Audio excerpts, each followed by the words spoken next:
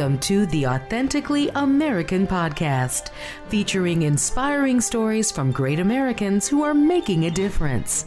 Your host is West Point grad, former Army Ranger, and founder of Authentically American, Dean Wegner. Well, Tim, thank you. Yep. First and foremost, I know you have a busy schedule, and I appreciate you carving time out of your busy schedule to be right here in your office where all the magic happens. So thank you. Well, I appreciate, Dean. Not much magic here, I don't think.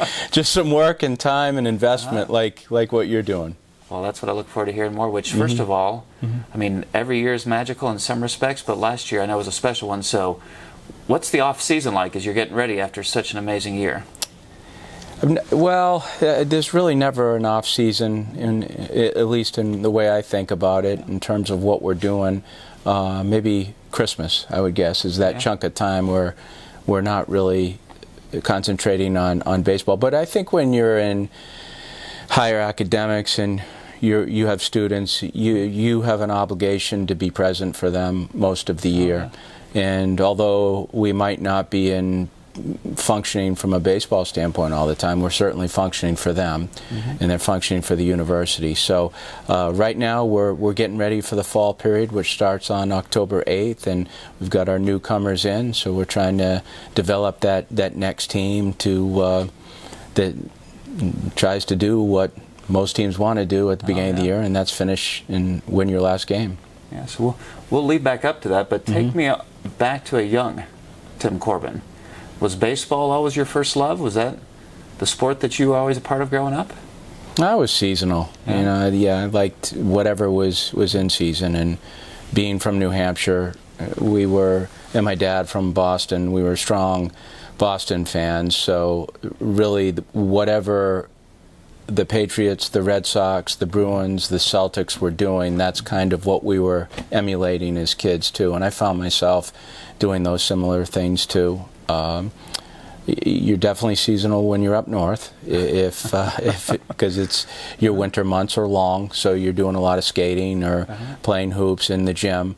But the falls were football and basketball in the winter and baseball in the spring. But I enjoyed baseball. I think I could see baseball being more of what I was going to do maybe later on in 21, 22 years of age. I felt like this was something I wanted to do. Got it. So that was kind of the old traditional model before people started specializing. It was football, then basketball, and baseball. And that sounds like that was your, Yeah, you're definitely right. I mean, that's not the case today as much. I like the multi-sport athletes because I think there's a lot of skills that are transitional. But I think, when you were growing up and I was growing up, we were pulled more towards other sports. And I thought that was healthy too, because you could decompress with one sport and move on to the next. But I thought they all linked themselves together because of something inside of that game that would help you with another one. But as I said, when I got older, I could see, I knew I was going to teach or coach. Okay. But baseball was kind of the direction that I wanted to go in. So when was it where you said, you know what? I want to coach, I want to teach, I want to have an impact on players. So was there a point that you think back when that revelation came about, or how did you come to that realization? Well, I think the reality was when I was in college, I was at a small school, Ohio Wesleyan, which was a Division III school, and I could see that I wasn't going to be a professional player. Then I was thinking to myself, I don't want to take off a uniform. That's important to me. Got my master's degree at Ohio State, and when I got into athletic administration, I also knew that I didn't want to be in administration. I didn't want to be inside. I wanted to be outside.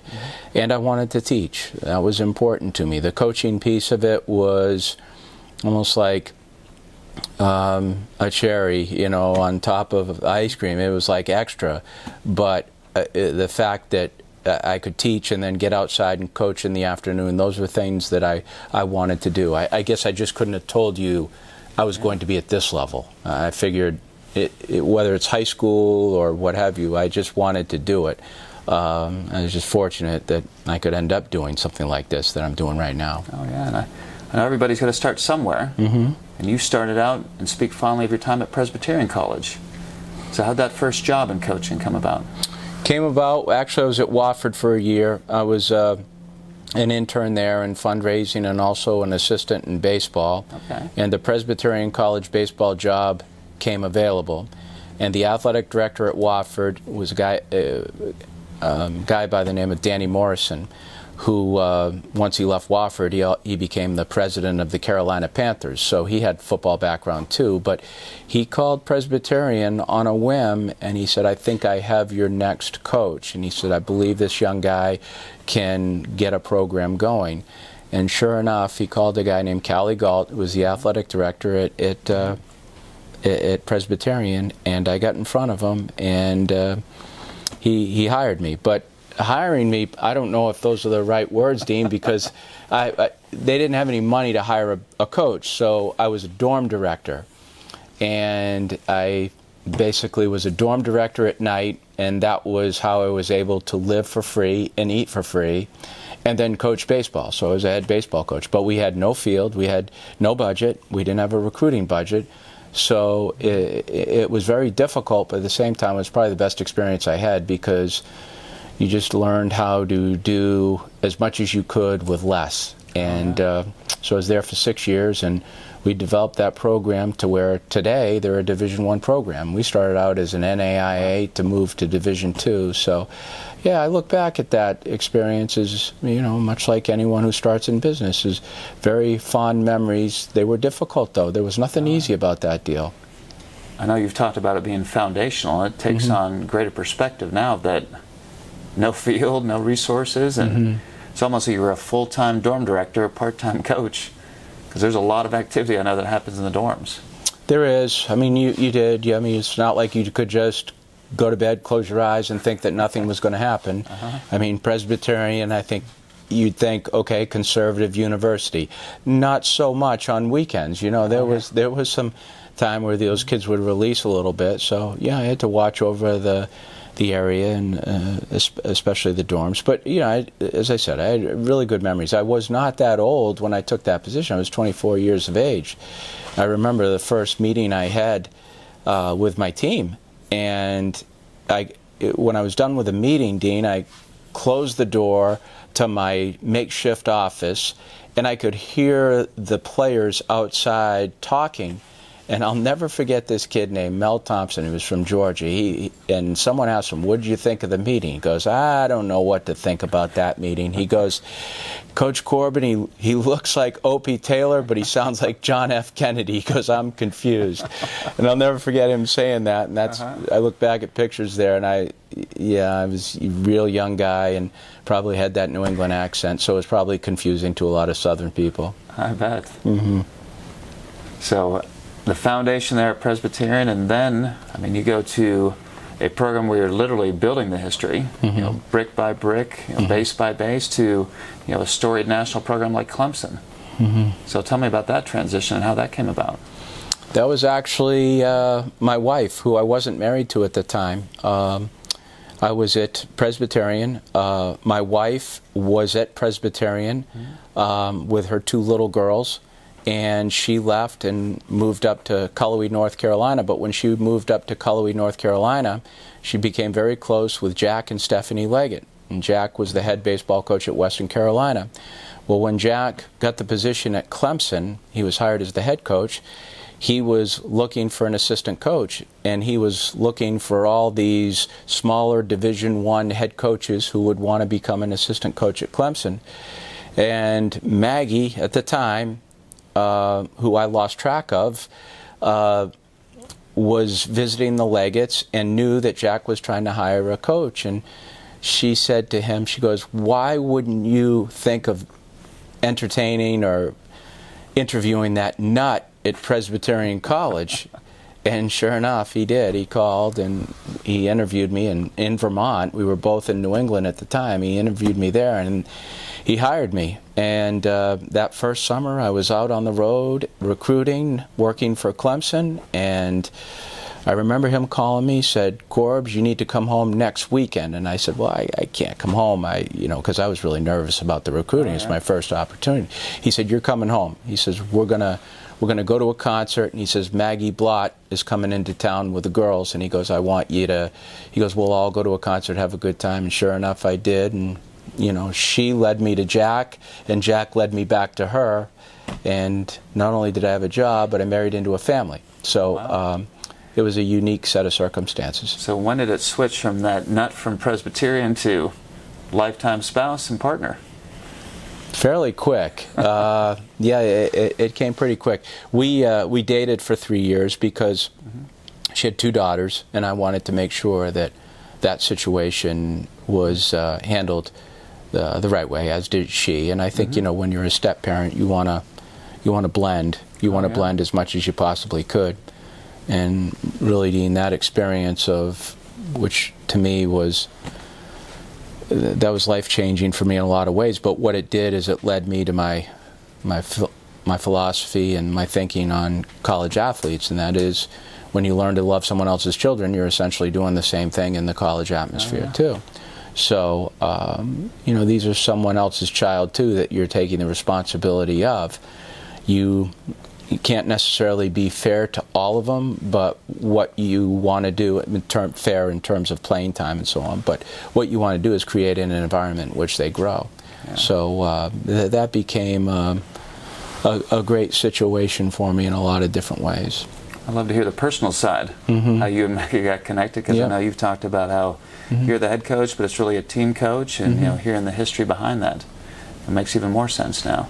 Well, it does. I mean, she's not a staff member, and she doesn't overstep her boundaries that way, because our staff is wonderful, and their families are wonderful. But when the girls left the house, and now they're 34 and 31, Maggie and I became independent, and she said to me at some point, she goes, "Now, what do you think I should do?" And should I use my master's degree? Should I go back to school? Should I get involved in business?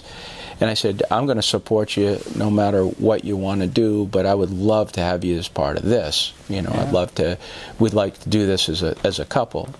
And she took that on, and she took it on in the most natural way, because we don't overstep our boundaries as parents either, but at the same time, we're responsible for these kids. And when they're on campus, they're yours. You get a call from a parent, say, "What happened to my child?" You have to come up with answers, and you have to come up with solutions. So we take it on as our responsibility to try to get involved with them as much as we possibly can, and as much as they'll allow us to, and just share the experience with them. Yeah, I know culture is so important to you, and you've made it an extension of your family. It's like every year you get new members of the family. Right. Cycling through. You do. I mean, every 3 to 4 years you have new members of the family that come in, and I think that's why it's so important to establish an environment that's very consistent, so the kids don't have to guess. They don't have to guess what's going to show up. They don't have to guess on how things are going to be done. They're done a certain way, and they'll always be done that way. So the seats in the classroom and on the field change, but the environment around them does not. And that's the stability that we can create for them, I think, is gratifying to them, even when they come back once they've left. And that's all I want to provide for them, is just a very stable, consistent environment where there's standards and values, but at the same time, there's a lot of room for individual growth, and we just want to help them with that as much as possible. Do you still keep in touch with players all the way back to Presbyterian and Clemson, and I'm sure at Vanderbilt? We do. That Rolodex gets bigger, so it's a larger number of kids, and having been at Vanderbilt for 17, now going on 18 years, you're closer to this environment more than the others, but it doesn't mean that you remove yourself from them. There's so many great relationships we developed from Clemson and Presbyterian. Now, they go back years now, but it's amazing, even with what we've done here at Vanderbilt, how some of those kids will communicate back here and say, we've watched what your teams have done here and there, and I appreciate that a great deal. But as life moves, it becomes more complicated to keep up with everyone, but we try to do our best, and that's why I love the alumni locker room here, because it allows us to get some of those kids back, and it's a lazy man's way of connecting with the kids because we provide services and space. Yeah, we didn't close your bedroom down. It's open. Come on back and sleep. And they do. And we're very appreciative of that. I bet. Yeah. Yeah, that's a tribute to you and Maggie and the whole staff that people still want to come back. Well, yeah, we appreciate that. We look at that as the paychecks, the paychecks that you get from coaching. The weddings, the opportunities that you get to celebrate them that aren't on the field. And I think it's great, Dean, that they can chase their dream of playing professionally, and I certainly want that for them. But at the same time, that's not the make or break situation for us. I think the situation for us is to watch the growth that happens after and watch how they've taken experiences here and utilize them inside their own family. And I like watching that. I like watching David Price and Sonny Gray raise children, and I enjoy watching their relationships with their wives. And I think the thing that I do care about the most is when we bring people in here as staff members, how involved their wives and children can be inside of our program, because I think it's important for their families and their children to see their dads work, and there's a modeling that takes place there. But I also think it's just as important for the players who are playing here to watch our coaches and our wives, because they're modeling potential behaviors that our kids want. The future, yeah. Yes. So I think that's a strength, and I want our players to be able to see that. I want them to see their coach and how he handles his wife and how he handles his children, because it's one thing to speak and it's one thing to teach, but your players see everything, and that's HD quality to them. And when they see something, they never forget it. So I do think that those experiences speak louder than words. So true, Tim. You can say one thing, but if you do something different, they completely forget what you said. Yeah, they do. It's all about those actions. Yeah, and there's a trust situation that exists there too, and not that they distrust you, but you confuse them. You switch the wiring on them, and you don't want to do that. You want to stay as no one's perfect, and I don't pretend to be that either. But at the same time, I think the ability just to, going back to what I said earlier about being consistent inside the program is very important for them to see. Yeah. Well, talking about looking into the future, I mean, you're at Clemson, going back to there, had tremendous success there, and Vanderbilt, that opportunity came up. I'm curious there because the success now that Vanderbilt has was not the case when you came into the program. So what was it about the Vanderbilt opportunity that appealed to you? Academics. Yeah. I mean, I knew that if you were involved with a Ivy League type school, that you would attract Ivy League type people. And not that everyone has to be a genius, because far from it. We had a daughter that went to school here, and she was far from being a genius, but she used her skill sets to acquire an Ivy League education. And I think that was the most important thing to me, because to be honest with you, Dean, I thought Maggie and I were going to be at Clemson forever. We really enjoyed that experience. It was a smaller town, it was a good college town, and obviously they've had great success in football and baseball and so on. But the draw was the academics. And then, of course, Nashville, too. I mean, Nashville wasn't what Nashville is today, but Nashville always, and still today, feels like a city in jeans. It feels like a very comfortable city where people are relatable, they're very genuine. It's middle America to me. You see seasons, and I just thought the attraction to get potential student athletes who played baseball, Vanderbilt and Nashville could allow that to happen. Not that I thought that national championships were followed. I'm not that naive, and nor do I have that type of ego, but I felt like at least we could build a pretty good program. Absolutely. So don't know if you remember, you and I first met where my kids have gone to school at CPA. Right. Christ Presbyterian Academy, and you were the guest speaker at a men's steak night. Yeah. And I don't remember the full details, but it still struck me on your approach to recruiting. And I don't remember the exact names, but I think it was somebody that was a #1 recruit in the country, and you decided to pass on them, which gave me insight into how you evaluate your players, because it's not just their baseball ability. I mean, it's much more than that. So tell me more about how you recruit and what you're looking for. I would say it's more presenting than recruiting. I think that's what I've learned over the course of time, because I think when I was a coach at Clemson, I felt recruiting was trying to search out the most skilled player you possibly could get. Now, that does have some relevance, but I think the more I've aged and gotten older, you understand that fit is the most important piece. You know, it's someone who fits what we do, fits the environment. Otherwise, it's not going to be a good experience. And you'll miss every so often, and they'll miss every so often. They may think, well, this isn't what I signed up for, or this isn't what, and that's fine. A person to get inside this environment right here, grow like a classroom, enjoy discipline, want to be held to a high set of standards. We don't have rules here. The only rule I tell them is just don't embarrass your parents. What doesn't that cover? It covers everything. You know, you don't want anyone to think less of your parents because of your actions.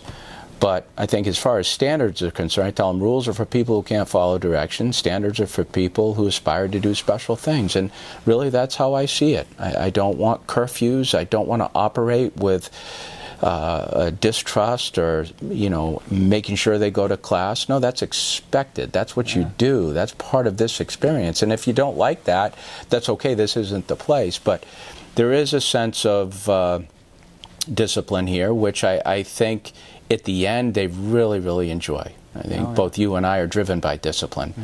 And that's the type of person that funnels well into this situation. I had not heard that, Tim, before, that there's no rules, just one expectation, and it's as simple as don't embarrass your parents. Right. And me having 4 kids, that resonates. Oh, boy. Yeah, I mean, the best way you can say I love you to your parents is just making the right decisions. And if you make the right decisions and choices, then you have a chance to be successful. And it doesn't mean that, that they won't fall down Fool's Hill every so often, but that's why we're here. To help them get back up, brush them off, get back out there. But, also provide some stability for them. And that part we enjoy. Yeah. So you've touched on a little bit the culture and how you approach each season and the players you look for and everything. But, I mean, early on, there weren't national championships. I mean, back season 1, let alone, season 17. But what were some of those foundational building blocks you started to put in place that has enabled the program to be so successful today? I would say care level and work habits, and doing things in a way where once you're here, you have a role, you don't have a title. I mean, we have titles. I know that there's a head coach applied to my name, and I know that some young men are freshmen, some young men are sophomores, but I think just building a situation where everyone, the staff, the players themselves, they involve themselves in a tight inner circle, and you get everyone to believe that whatever they're doing, whether it's a playing role, training role, staff role, that we all have a role to fulfill, and we're going to do it to the best of our ability. And I think a high care level for what you're doing, those were the things that mattered to me most. I wasn't trying to, I never came in, and nor did I last year either, speak to we're going to win an SEC tournament, or we want to be at the top of the league, or we want to get to Omaha. Of course, everyone thinks that, but the thing that I tried to become more visible to them is just the ability to get inside a day and take full advantage of that experience right there, and not wish it away, not count down the days, but just utilize the days in a very intentional manner. And I know that's been said in many ways. You can call it process, you can call it whatever you want, but I don't want to use those words. I just want to be very intentional in what we're doing and try to have a good time doing it. And I think that's really what we did initially. And it's not to say that what was happening at Vanderbilt prior to was the wrong way or right way. That was an older gentleman named Roy Mewborn, and I loved him. I thought he was a wonderful guy, but he didn't have the same advantages that Tim Corbin and Vanderbilt have today. And I'm grateful for that, but at the same time I just said, if we're going to make this go, you got to make it go from the top, and you can't ask anything of your players that you wouldn't do yourself, and you better be able to do them when they have a chance to observe them.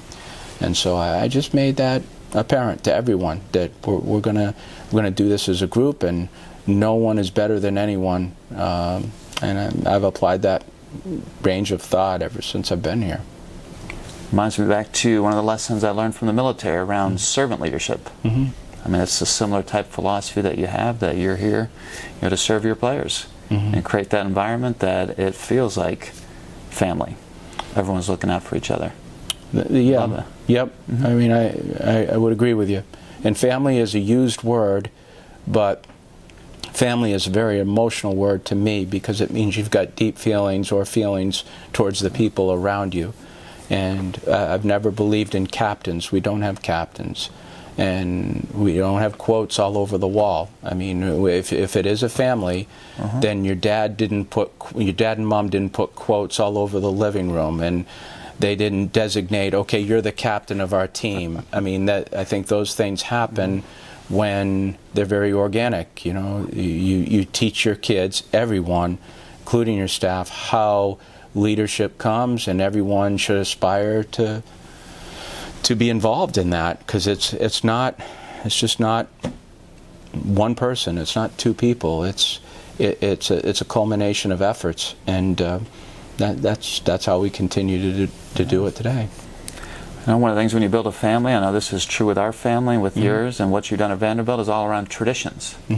So I know that's been a big part of what you've pushed. So tell me your philosophy about these traditions that you're starting to put in place. And I know the one I learned about last time we got together was the Omaha Challenge.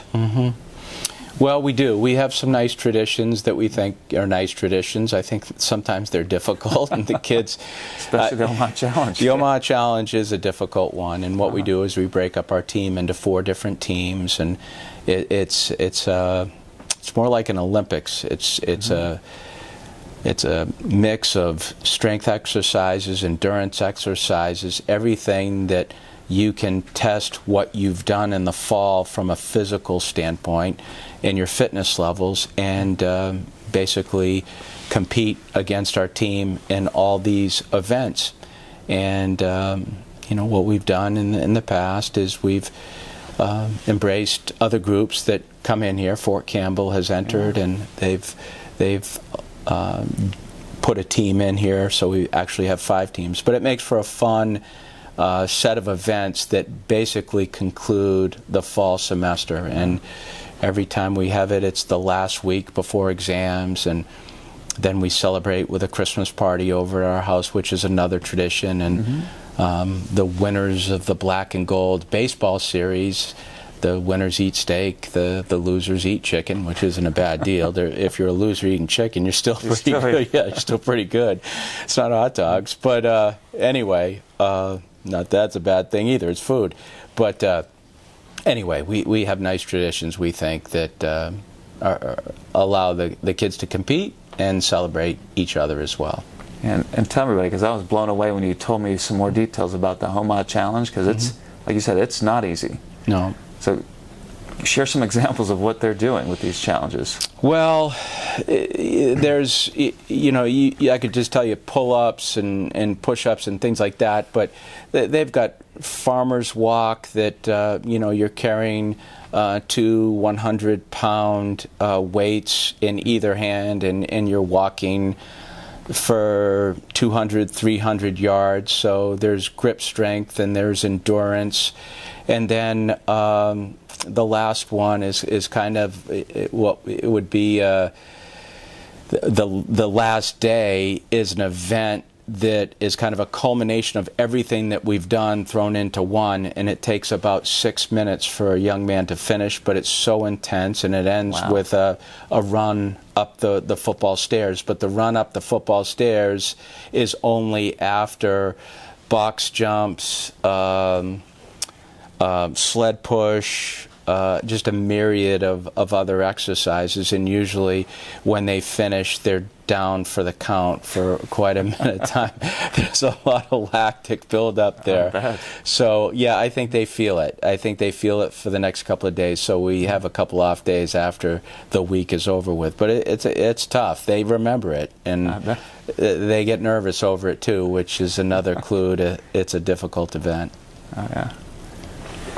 Love to hear that story. And that tradition. I know. Well, you've probably been. I know you've been involved in things like that before. That was part of your makeup. So, but it's part of. If there's anything close to military for us, besides how we stand for the national anthem, and really how we run our program. I think there's a sense of discipline. You go in our classroom, and all the chairs are pushed in. The notebooks are on the edge of the table. So there's a maniacal, but at the same time we stay pretty true to what we're doing, and that is do the small things well. Yeah, I love how you've integrated Fort Campbell and the military into this challenge. Reinforces that service and that discipline. It gets them to look at it, gives them another perspective, especially for people that do something that they don't. And I would want them to see the military as a potential avenue for them, the kids who want that when they leave here. And I guess, you didn't ask me this, but if there was another role that I would have wanted to perform if it wasn't teaching and coaching, it was the military, and I didn't get to do that. And not that I'm trying to live that out through them, I'm not, but at the same time it's a very important part of what we're doing. And we teach it in the classroom a great deal. Last spring, during our baseball run, we were teaching World War II history. So it's not a baseball situation. I'm trying to reflect back on times that they maybe have read about in school, but not really fully locked into it. And anything that can draw some thoughts, not only on our country, but how groups of people work together under more intense situations. I think it's good for them to understand that there are still some 95, 96, 97-year-old World War II veterans, one I had lunch with today, that they're still alive, and their stories and how they've shaped what we're doing right now today is important. I love to hear that, Tim, and it aligns so well with what we're doing, because we're a brand authentically American that honors our American heroes. And I had the privilege of serving 7 years, but didn't do it a career, and we're intentional now about donating 10% of our gross profits to veteran and first responder charities as a way to honor our American heroes. I thought that was so fascinating when I first met you. And Jim Hunt was the gentleman that coordinated our togetherness, and I'll never forget when I first met you, and now being involved, I just love it. I mean, I love what you stand for, how you're doing it, and how you're helping other people through what you're doing. But it's I'm glad we found one another. Absolutely. Well, we've got Jim to thank or blame for it. Yeah, right. However you want to look at it, right? Yeah. So, I'm sure, Tim, every year is special in so many ways, but last year was one that, hard to top last year. So tell me about last year and how that all came together and had such a magical season. Well, not to take you through the entire story, but the 2016 season was probably the toughest year we've ever had at Vanderbilt in terms of not games, but we had a great season, and at the end of it, we were hosting a regional here to go on to Omaha. And before the season started, actually the night before, we lost one of our young men to a fishing accident, and he actually drowned. His name was Donny Everett. Dad was in the service. Dad served in the Army. That's why they lived in Clarksville, Tennessee.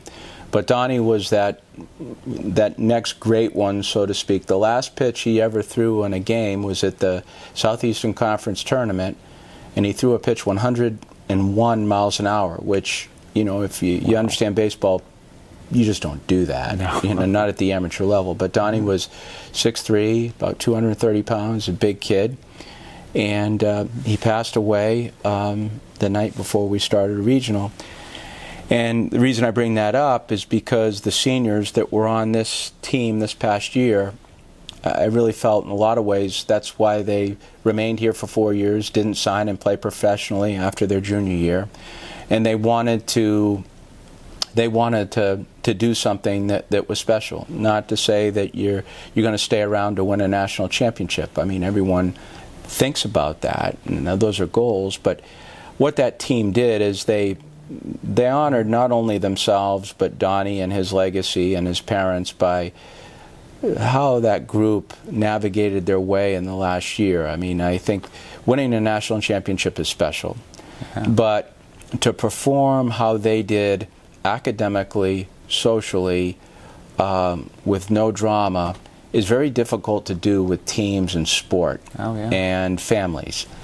And they just operated in such a way that they made it very enjoyable, and they created such a nice harmony among all the people that were here that it was just I know they had this on their reins, but it was a legacy team. They left something behind them because of the experience and how they handled themselves.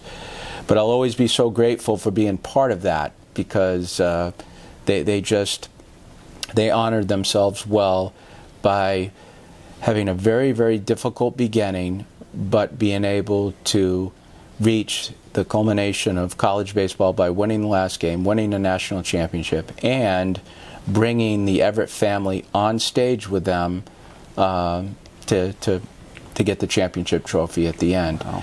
And so it was a nice way to connect a ring of success among those guys. Had to be quite a few tears. Yeah, that was emotional time. That was very emotional time. But those were, I think, a lot of good tears.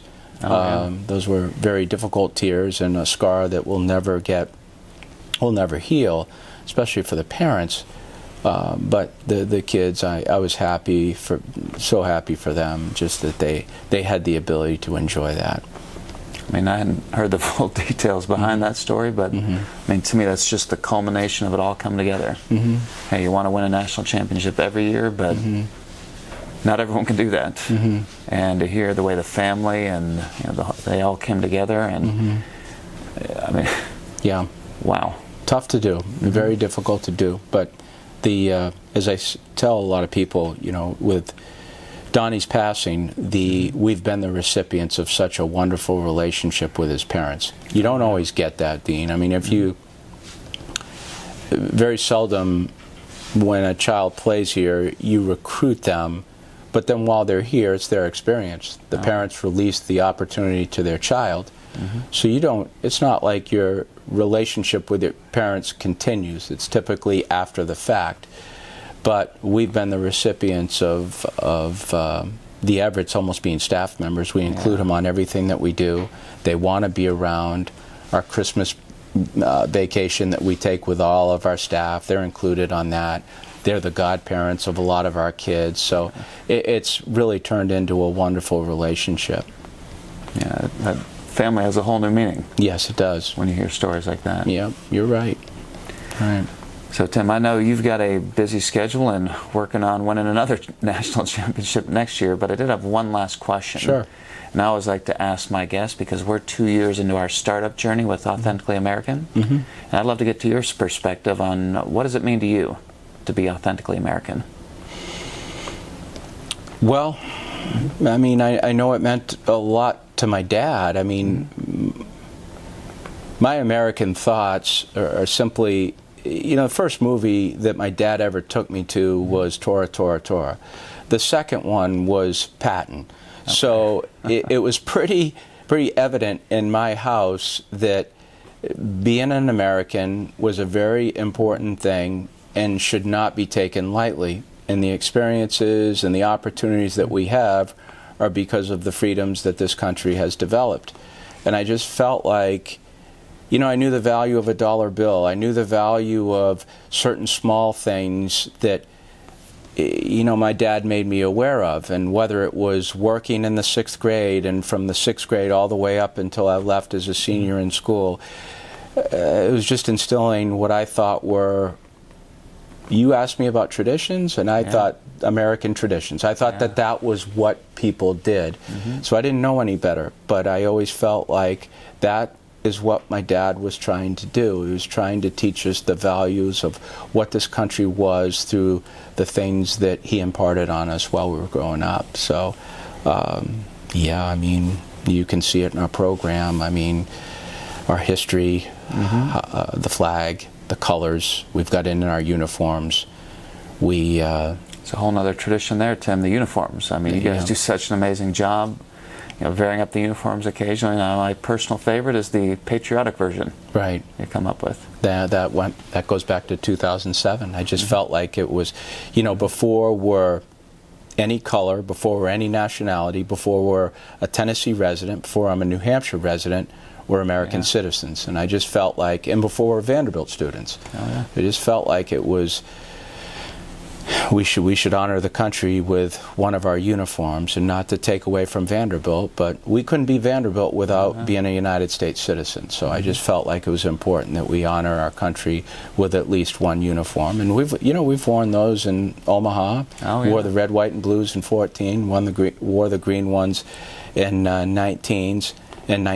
So we enjoy that part a great deal. Well, Tim, it truly was a privilege. No, thanks, Dean. It's an honor to call you a friend, and we talk about our podcast, want to share the inspiring stories of great Americans who are making a difference. And it's evident each and every day, and every player that comes through this program, you're making a difference. Thank you. Well, thank you, Tim. Yep, thanks, Dean. All right. Appreciate it a lot. Thank you.